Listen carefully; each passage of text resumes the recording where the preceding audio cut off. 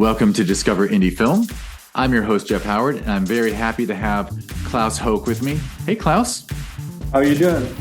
I'm good. So we are on Zoom. So if you are unhappy with our audio quality, though it sounds pretty good to me right now, I have a feeling we might be all right, but we are on Zoom right now. So that is how we're recording. So if the levels are off, my apologies. Blame the Zoom Corporation. It's their compression, their algorithms making, sometimes I sound too loud. There's nothing I can do about it. But anyway, we are here to talk to Klaus.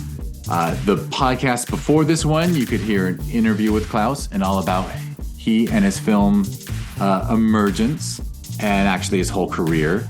You can learn all about it if you listen to that previous podcast. You can see Emergence, which was at the Sherman Oaks Film Festival in 2019 and won the Grand Jury Prize for Best Music Video. It is a beautiful work. It's actually a single choreographed drone shot of two actors and the composer and piano player Peter Manning Robinson playing the piece Emergence while the drone and the dancers perform a choreographed shot. It's just really wonderful work. So watch that. Go to you can watch it if you go to the link. There will be a clickable link in the show notes that go to Klaus's Vimeo page, but you can also watch this stuff if you want on a nice big TV. If you go to Amazon Prime Video and type in Discover Indie Film into search, and Emergence will be in season 9.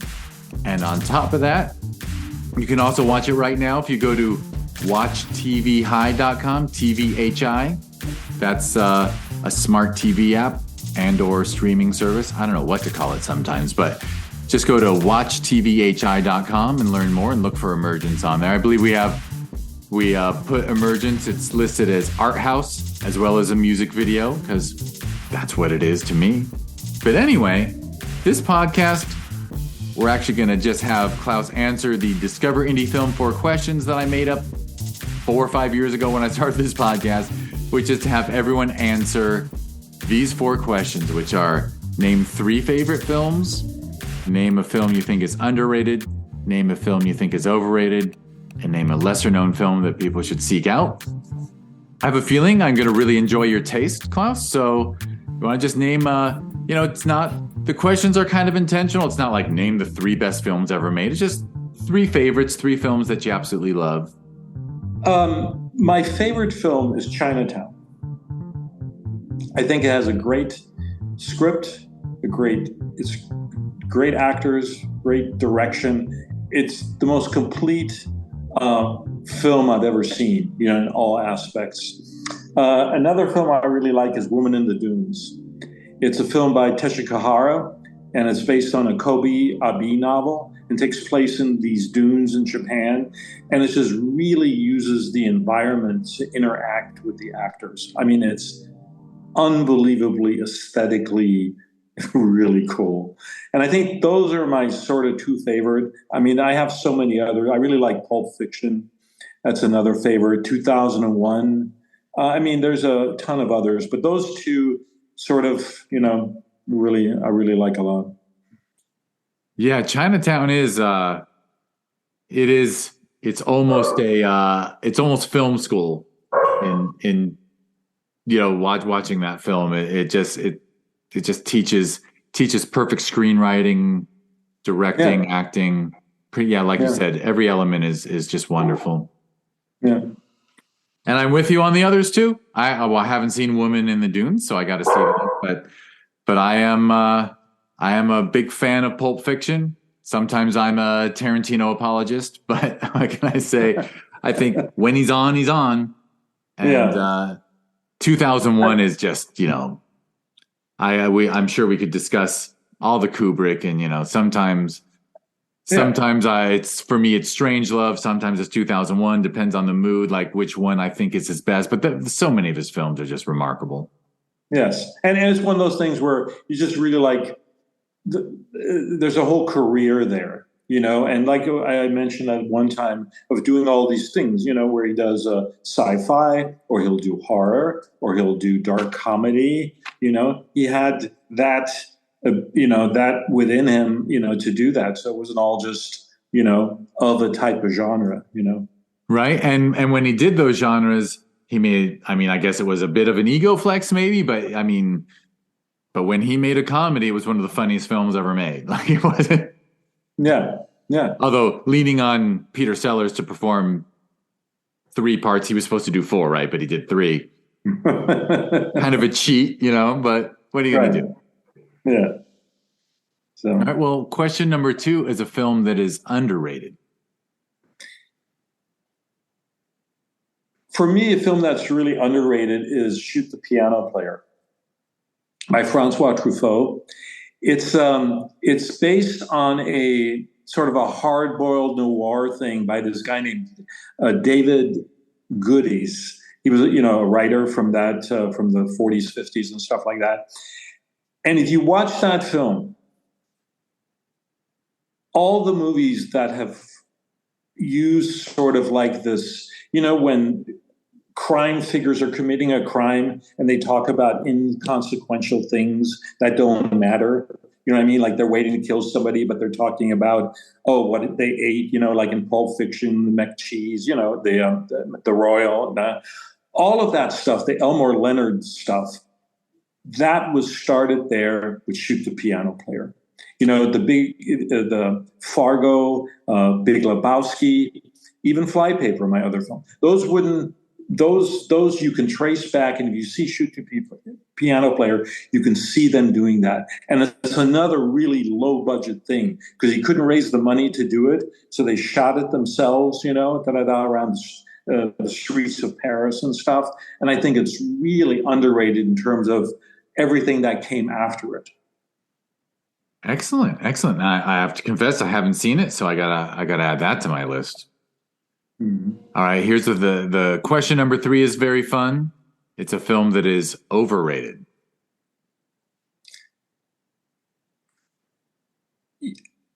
Well, overrated, there's a thing where it's overrated, and there's overrated where it wins an Academy Award.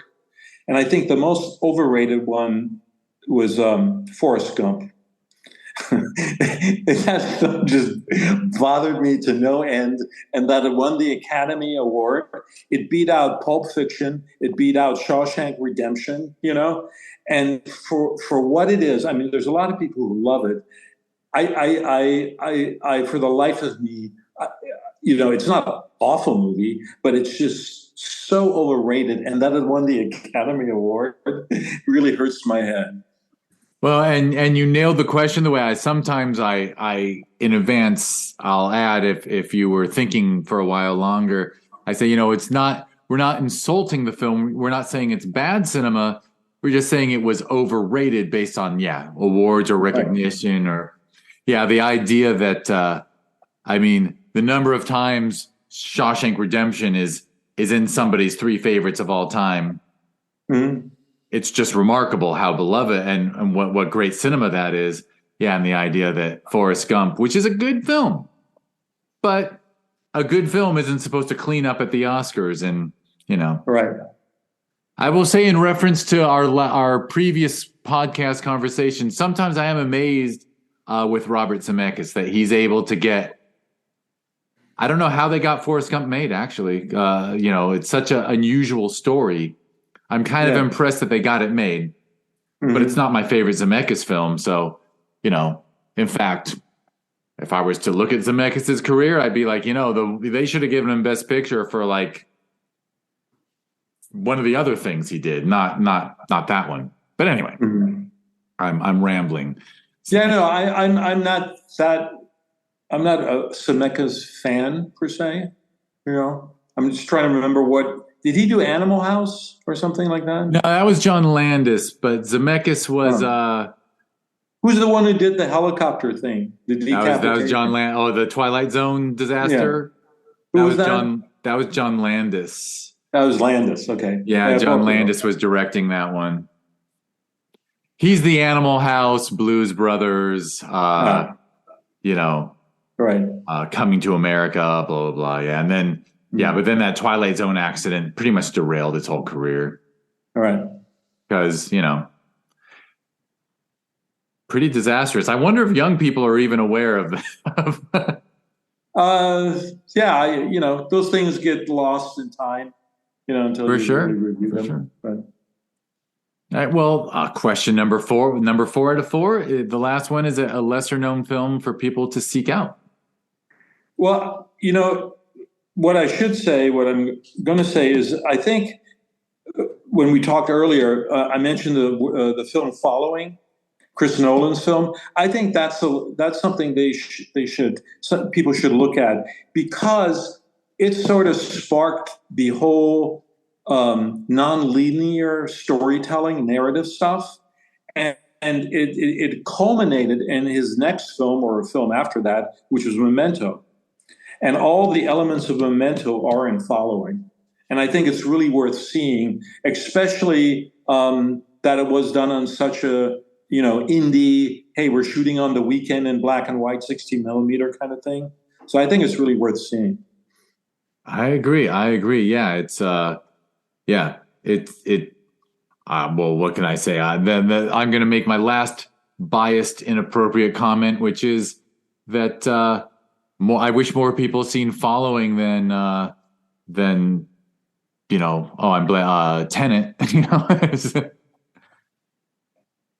What? Then You 10. broke up a I'm little saying. bit. Oh, sorry. Zoom blocked us out. I was saying I wish more people have seen Following than Tenet, like the more recent Nolan film. They should watch the Tenant, the Polanski film. Oh, You ever see that? I didn't. It is a unbelievably cool. You ever see Repulsion? No, I don't think Come so. on. That is unbelievably great filmmaking. And it is so weird and scary and interesting that anyway, those are two other films people should really see. I'm going to write them down: Repulsion and the other Tenet. Yeah. Excellent. All right. Well, I think I've taken up enough of your time. Well, it's a pleasure talking to you, and it's a lot of fun because I don't get a chance to talk to people about films like this in that sense, in a very aesthetic way, and all this other stuff. So it's been really a pleasure.